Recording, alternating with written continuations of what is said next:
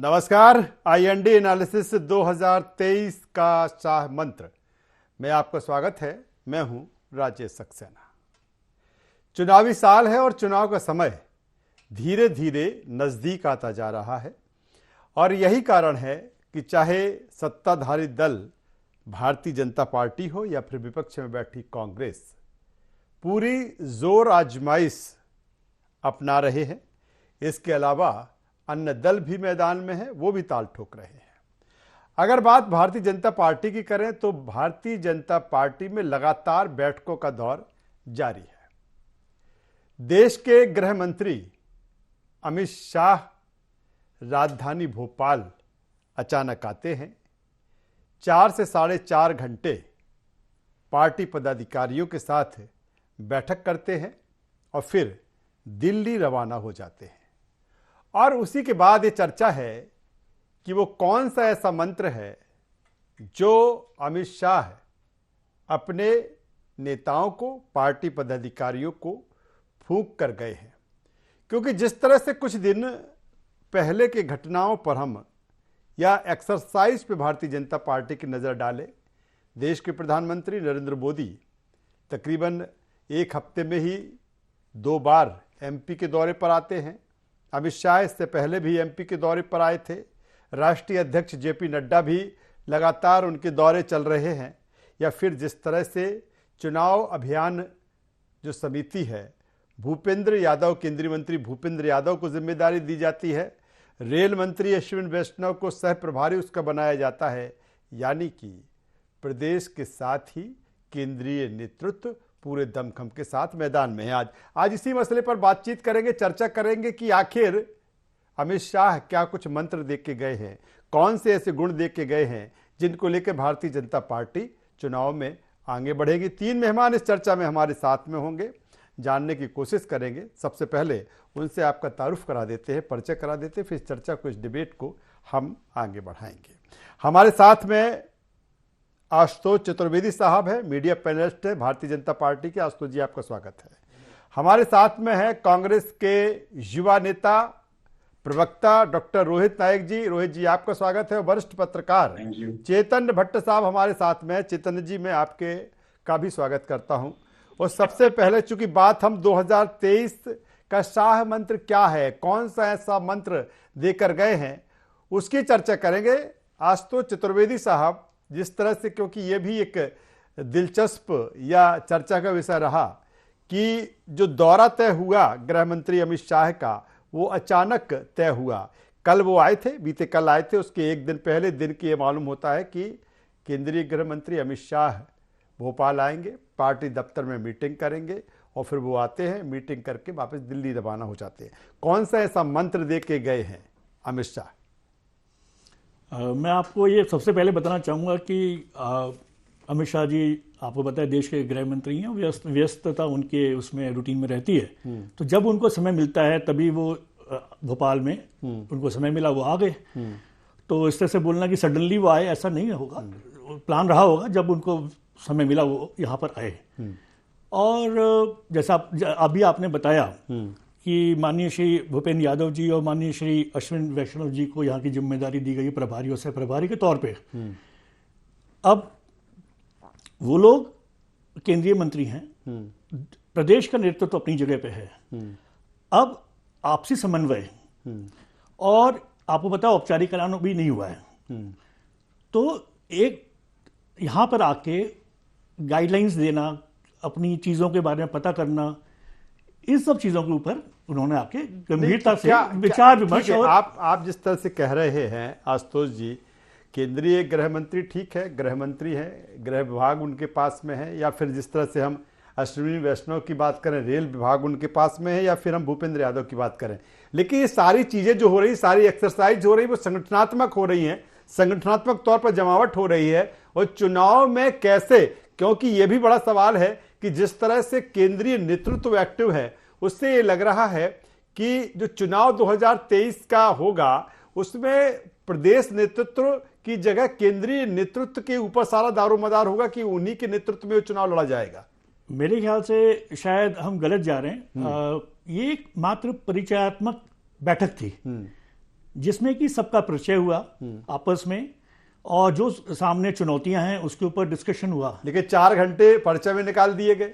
विभिन्न पदाधिकारी ने एक चिंतन भी होता है। देखिए, चुनाव ये गंभीर विषय है और भारतीय जनता पार्टी हर चुनाव को जीतने की नीयत से ही चुनाव लड़ती है और सब संसाधन, सभी व्यक्ति उसमें बराबर के हिस्सेदार होते हैं। चलिए, ये अहम बात आप कह रहे हैं आशुतोष जी कि जीतने की नीयत से ही, और मुझे लगता है कि वही सारी चीजें रही होंगी। कुछ ना कुछ तो मैसेज रहा होगा, कुछ चीजें बाहर हैं, कुछ अंदर रही होंगी जो मंत्र दे के अमित शाह गए होंगे। सीधे डॉक्टर रोहित नायक जी के पास में आता हूं। रोहित नायक जी, ठीक है, ये मसला तो भारतीय जनता पार्टी का है, लेकिन जब चुनाव होता है तो ऐसे समय में जो हमारा प्रतिद्वंदी है, जिससे हमारा मुकाबला है, कहीं ना कहीं भले उसका मसला हो, लेकिन उस मसले में भी हमारा इंटरेस्ट होता है, यानी कि कांग्रेस का इंटरेस्ट होता है। किस रूप में देखें, सारे दिग्गज अब डेरा डाल रहे हैं, चुनौती बड़ी है कांग्रेस के लिए। राजेश जी, इसमें हमारा बिल्कुल कोई इंटरेस्ट नहीं है, ना ही आम जनता का कोई इंटरेस्ट है। जितनी बैठक करना चाहे कर लें। अमित शाह जी ने क्या मंत्र दिया मुझे तो नहीं पता, लेकिन जो पब्लिक डोमेन में बात है वो ये है कि 4 घंटे डांट पड़ी है सबको, एक क्लास लगाई गई है अच्छे से। और ये बताया गया है कि भाई सारे लोग जो है एकजुट होकर काम करें। क्योंकि जितना भी अनुशासन की बात करते हैं और ये कहते हैं कि हम इतना बड़ा संगठन है, बताइए इतने बड़े संगठन को ऊपर से 2 लोग आके नियंत्रित करेंगे अचानक से, और अब वो परिचय होने लगा उनके बीच में और परिचय दे रहे हैं वो कि हम क्या करने वाले हैं। ऐसे 2 लोगों की आवश्यकता क्या थी अगर यहाँ पर संगठन इतना मजबूत है तो फिर आज की तारीख में चाहे प्रहलाद पटेल जी की बात करी जाए या कुलस्ते जी की बात करी जाए, वो डेरा डाले हुए हैं बीजेपी कार्यालय में। तो सारी चीजें ठीक नहीं है। Not everything is going well for BJP, ये तो पक्की बात है। और जो मंत्र, कहीं शंखनाद की बात हो रही है, भाई एक ही मंत्र है जनता का, इस बार बदलाव होगा, और वो जनता मंत्र दे चुकी है इनको। अब ये कुछ भी जोड़ तोड़ करते रहें या कुछ भी एक नया समीकरण बनाने का प्रयास करें, मुझे लगता है उसमें विफल रहेंगे, क्योंकि जनता अंततोगत्वा समझ गई है।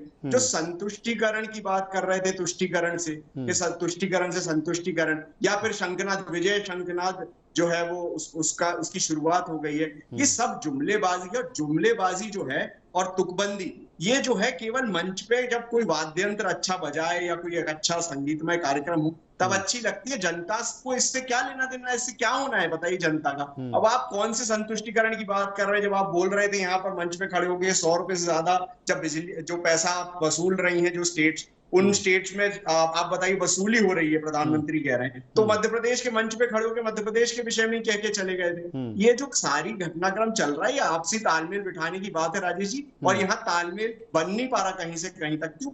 इसलिए ये सारी कवायद चल रही है। अभी क्या हो तो 100 बार आएंगे। बताइए, गृह मंत्री जी को मणिपुर की सुध लेने की चिंता नहीं है, वो अभी से चुनाव की रणनीति बनाने और समीकरण बिठाने 10-10 बार आ रहे हैं। तो आप समझ सकते हैं कि ये क्या जनता को दिख नहीं रहा, धूल झोंकने की बात है। यहाँ पे मुझे लगता नहीं कि इनका इंटरनल मैटर है और मुझे भी कुछ लेना देना नहीं उससे, लेकिन पब्लिक डोमेन में लेकिन बिल्कुल रोहित नायक जी, ठीक है, उनका इंटरनल मैटर है, लेकिन मैंने जो सवाल किया कि जिस तरह से अब पहले पीएम मोदी यहाँ पर आए, फिर गृह मंत्री अमित शाह आए, ये ऐसे चेहरे हैं कि ऐसे में नहीं कांग्रेस का मुकाबला बढ़ जाता है कि अब मुकाबला इन चेहरों से है आपका? नहीं, ये चेहरे क्या है, कब तक काम आएंगे?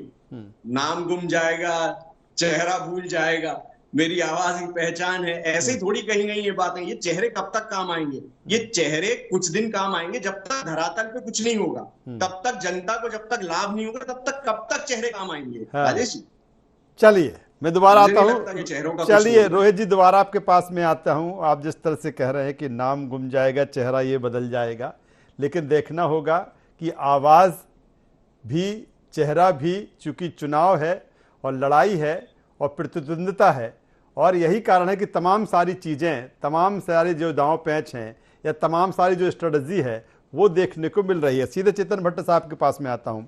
चेतन भट्ट साहब, सीधा सा सवाल कि जिस तरह से, उसी सवाल पर आऊँगा कि जिस तरह से लगातार ये सघन दौरे जो चल रहे हैं, चाहे देश के प्रधानमंत्री नरेंद्र मोदी का हो, अमित शाह जी का हो, तमाम सारे, क्या लगता है इस बार का जो फाइट है, इस बार का जो मैच है या इस बार की जो लड़ाई है, काफी टफ है, और यही कारण है कि इस तरह की एक्सरसाइज भारतीय जनता पार्टी में? देखिए राजेश जी, अभी तक जो सर्वे आए हैं उसमें तो यही बताया जा रहा है कि मुकाबला बहुत टफ, दोनों पार्टियों के बीच में लगभग एक स्थिति बनने वाली। तो जब ऐसे सर्वे आते हैं तो भारतीय जनता पार्टी इस मामले को बहुत गंभीरता से लेती है। और पिछले दिनों जब कर्नाटक और हिमाचल में भारतीय जनता पार्टी की जो हार हुई है, उससे भी भारतीय जनता पार्टी बहुत चौंका है। और चूंकि मध्य प्रदेश एक बहुत महत्वपूर्ण प्रदेश माना जाता है, अभी छत्तीसगढ़ में भी चुनाव है, राजस्थान में भी चुनाव है, यहाँ दोनों जगह कांग्रेस की सरकार है, उस सरकार को हार फेंकने की पूरी कोशिश भारतीय जनता पार्टी करने की कोशिश कर रही है। और अभी लगातार आपने भी जैसे बताया कि तमाम बड़े नेताओं की आमद रफ्त जारी है। पिछली बार अमित शाह जी बालाघाट नहीं आ पाए थे, किन्हीं कारणवश उनका आगमन स्थगित हो गया था, तो इस बार वो आए। उसके पहले मोदी जी आ चुके हैं, नड्डा जी आ चुके हैं, और भी उनके जो संगठन महामंत्री और वरिष्ठ लोग RSS के वरिष्ठ लोग हैं वो भी यहाँ आ चुके हैं। दूसरी बात, जो अमित शाह आए और क्या मंत्र दे गए, ये तो खैर पार्टी के लोग ही बताएंगे, लेकिन जो कयास लगा रहे हैं वो यही है कि जैसी चर्चाएं चल रही थी कि सत्ता और संगठन के बीच में समन्वय की स्थिति नहीं है, तो ये बताया गया है कि आप सत्ता और संगठन के बीच में परस्पर व्यवहार ठीक रखें। दूसरी बात, केंद्रीय मंत्रियों को यहाँ पर लाके उनको प्रभारी बना के ये उनको दी गई है सलाह कि आपकी जो कुछ भी कार्यप्रणाली होगी उसकी मॉनिटरिंग केंद्रीय मंत्री करेंगे और वो लगातार केंद्रीय नेतृत्व को इसका फीडबैक देते रहेंगे।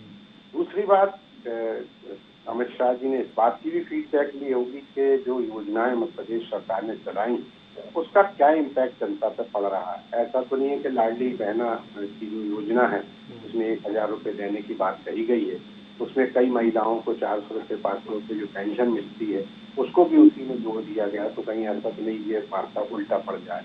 इसमें कोई संदेह नहीं कि अभी हाल ही में मध्य प्रदेश के मुख्यमंत्री ने लगातार तमाम वर्गों के लिए तरह तरह की घोषणा की है, जिसमें संविदा कर्मियों की बात है या महिला कर्मचारियों को 7 दिन का अवकाश अतिरिक्त देने की बात की है। तो इन सब का फीडबैक भी लिया जा रहा है, क्योंकि देखिए केंद्रीय नेतृत्व इस मामले में बहुत चौकस है और ये भी तय हो गया है कि नरेंद्र मोदी के नाम पर ही मध्य प्रदेश में चुनाव लड़ा जाएगा। और चलिए ये अहम बात है, और उसी जो बात हम लगातार कर रहे हैं, चेहरे की बात कर रहे हैं, मुझे लगता है मध्य प्रदेश ही नहीं, जिस तरह से छत्तीसगढ़ की जो एक रणनीति है भारतीय जनता पार्टी की, या फिर राजस्थान को लेकर है, खासतौर पर जो हिंदी भाषी बेल्ट है, क्योंकि पहले जिस तरह से भारतीय जनता पार्टी की रणनीति रही कि साउथ की तरफ उसे गेन करना है, लेकिन जिस तरह से हिमाचल प्रदेश के जो परिणाम आए या फिर कर्नाटक के जो परिणाम आए, कहीं ना कहीं उसने एक बार फिर सोचने को विवश कर दिया गया है। और यही कारण है कि 2019 में जिस तरह से परफॉर्म किया था भारतीय जनता पार्टी ने, वो चाहती कि उस परफॉर्मेंस को बरकरार रखा जाए। सीधे मैं आशुतोष चतुर्वेदी साहब के पास में आता हूँ। आशुतोष चतुर्वेदी साहब, हालांकि आप बहुत सधे अंदाज में जवाब दे रहे हैं, क्या चूंकि जब आपने शुरुआत यहाँ से की थी कि ये वो गृह मंत्री हैं देश के, लेकिन मुझे लगता है कि जब संगठनात्मक तौर पर जब मीटिंग्स होती है तो पैरामीटर उसके बदल जाते हैं। लेकिन मैं यहाँ ये बात जोड़ देता हूँ कि कल की जो मीटिंग हुई है, क्या उसमें भी वो गृह मंत्री चूंकि है, देश की सुरक्षा रक्षा तमाम सारी चीज़ें होती है, ये भी बात रही है कि जो अंदर मीटिंग में 4 घंटे चल रहा है वो बाहर नहीं जाना चाहिए? देखिए, पहली बात तो जो कांग्रेस के प्रवक्ता रोहित नायक जी ने बोला कि मणिपुर में वो नहीं गए, ऐसा नहीं था, वो मणिपुर भी होकर आए। वहाँ की व्यवस्था भी वो पूरी उन्होंने एज ए जिम्मेदारी के साथ उन्होंने संभाली, वहाँ जो डायरेक्शंस देने थे वो दिए। तो ये कहना गलत है कि मणिपुर की तरफ ध्यान नहीं है, भोपाल की तरफ आ गए, ऐसा नहीं है। मणिपुर भी गए, वो भी संभाला, भोपाल भी संभाल रहे हैं, और ये ज़रूरी था ऑर्गेनाइजेशन के लिए, तो उन्होंने किया।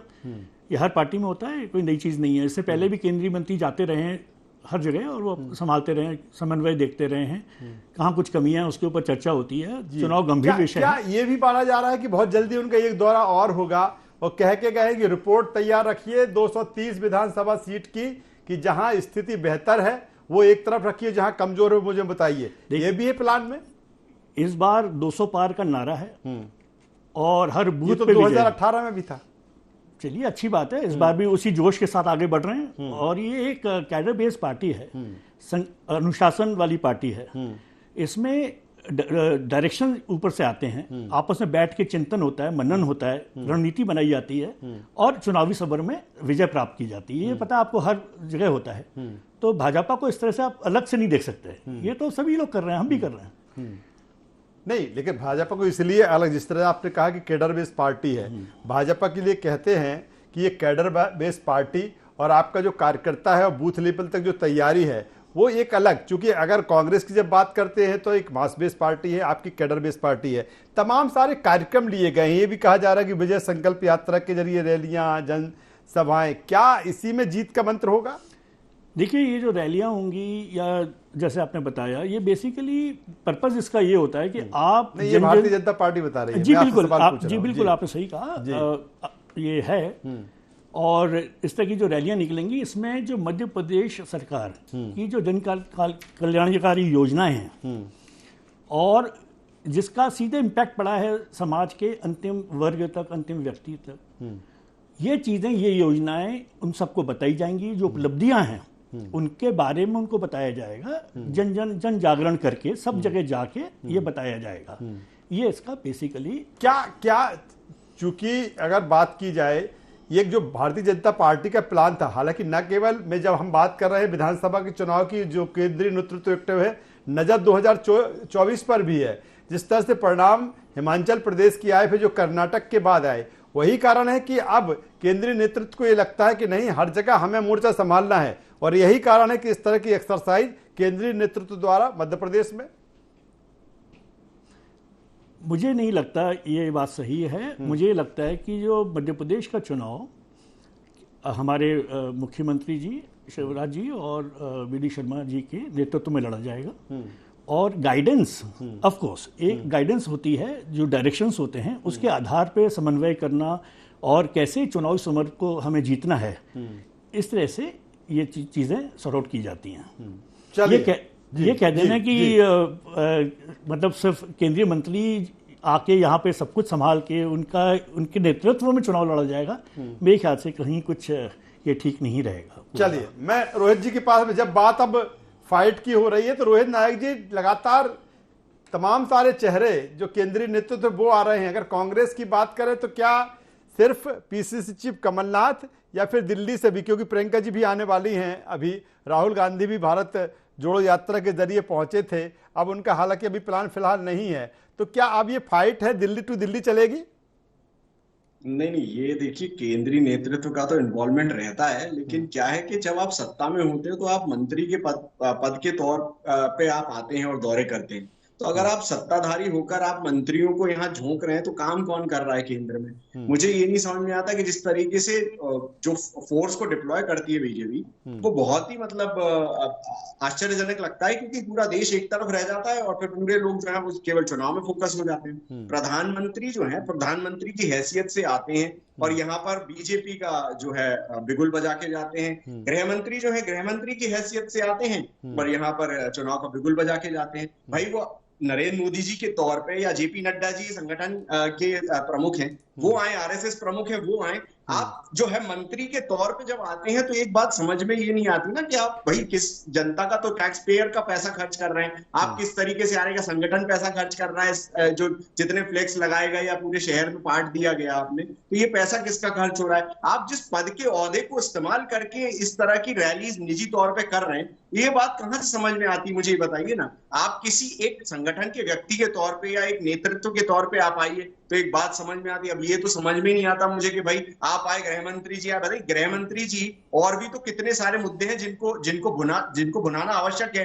वो देश में क्या स्थितियां उनको समझना आवश्यक है। अंतिम पंक्ति तक लाभ पहुंचाने की बात कर रहे हैं, यहाँ पर मूत्र विसर्जन हो रहा है लोगों पर, जिन लोगों की बात करी जा रही है उस तबके को किस तरीके से शोषित किया जा रहा है, ये सब हमारे सामने है। तो फिर ऐसी परिस्थिति और ऐसी स्थिति में गृह मंत्री जी आकर क्या करके गए, क्या बताकर गए? ये कुछ आपको नहीं लगता है कुछ दाल में कुछ काला है? क्योंकि जिस तरह से संगठन काम कर रहा है बीजेपी का इस वक्त, और जिस तरह से बीजेपी में उथल पुथल का माहौल है, ये सबको पता है पब्लिक डोमेन में कि किस तरह की डांट पड़ी है सबको। मुझे नहीं लगता कि चलिए, कुछ मुझे लगता है आशुतोष चतुर्वेदी साहब कुछ कह रहे हैं। रोहित जी, आशुतोष जी बोल लीजिए। मैं रोहित जी की बात से थोड़ा इनकार करना चाहता हूं, क्योंकि इससे पहले भी आप देख लीजिए 70 साल के इतिहास में प्रधानमंत्री जैसे इंदिरा गांधी जी थी, जहां पूरे देश में चुनाव होते थे, वो एज ए प्रधानमंत्री जाती थी।